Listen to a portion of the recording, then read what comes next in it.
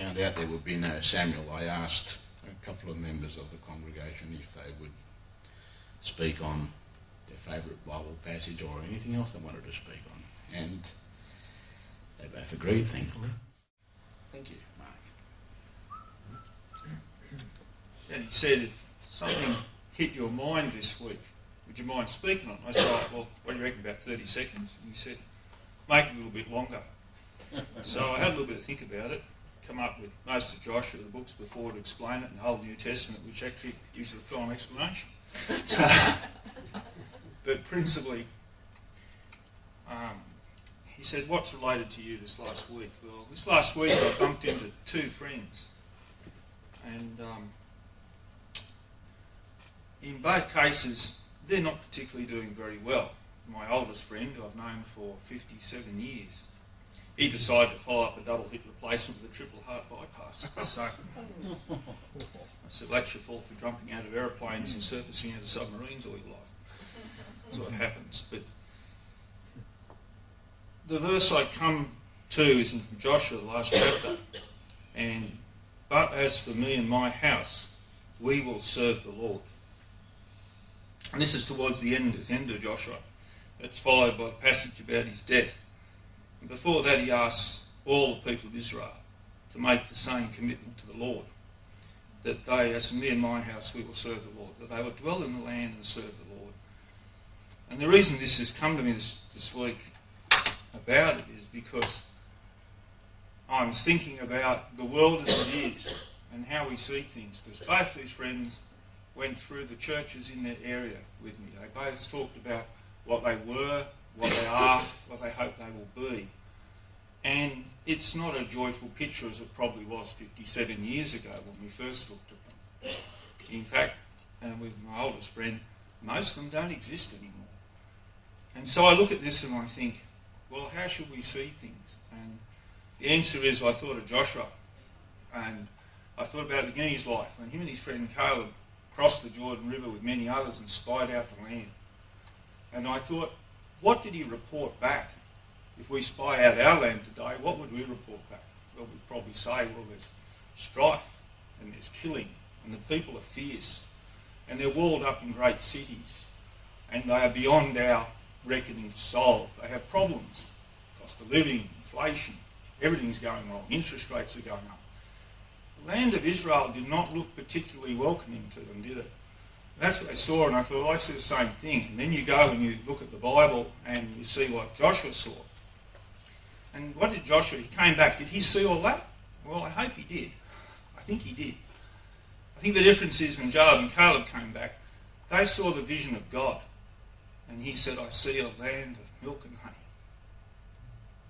And I thought, well, we can see that opportunity out there too. He saw what God had promised them, not what was there where God had promised it to them. And so I looked at it and thought, where is he at the end of his life? It's, we don't know what age he was, I don't think, when he crossed there, but it's probably, it's at least 40 years later, because him and Caleb are the only ones left alive from that time who actually got into the promised land. And then he spent his whole life at the promised land. It says he dies later at 110 years of age. And I thought, well, he went and dwelt in that land. And what he really did was he took up with God's promise. Hence why I said you need to read the whole 27 books of the New Testament to understand what Joshua was doing. He saw the promise of God. He saw the land of milk and honey. And we need to do the same thing. We need to look out there. And both of my friends said something interesting to me. One said, yes, but this church is growing. This church is together. They have a single purpose for God. They know where they're going. My other friend said to me, he said, well, I had to move house. And across the road, he said, there's a church, he said, nothing much happens there all week long until 5 o'clock on Sunday night. When another congregation comes and rents that hall, he said, and you've got to get here before then or you don't get a parking spot in the suburb. He said, that's the case of it, he said, they are evangelical in their outlook. And he uses that word often to me. He says, that's an evangelical church. And what he means is it's a church that can see the Bible and that takes that Bible to other people and takes it to their own hearts. So this is the thought I came to this week as I looked at things and I thought, well, what do I normally do? Well, if you give me a problem, I'll give you a solution. And then I'll think through the consequences of that solution, and I'll discover it's not much of a solution. And for 62 years I do exactly the same thing. I will then eventually open up the Bible and I'll look for truth and wisdom, and then I'll come up with the real answer as to how the problem should be solved. Not how Mark wants to solve it, but how God solved it. And I think I do exactly that. I'm the first lot of spies of the land that went and spied it out and come back and say, it's got problems, Lord. What did you bring us here for? And then eventually I wake up and I do what Joshua and Caleb did, which is I then look at the Bible and I look to what God's purpose is, and I say, I now see the land of milk and honey. I now see where it is. And I thought nearly every song we sung this morning is actually saying the same thing, that we should be looking for that land of milk and honey. The world has always been distressed. It's always been in trouble. Here, Joshua challenges the people of Israel at the end of this. He says to them, and I won't try and read it because it'll take me too long, put my glasses on. But the Bible basically, he says to them, but will you serve the gods of your fathers, those from across the river? And he's talking about the river Euphrates, and it's where Abraham came from, where he left when he was called. He said, are you going to serve those gods?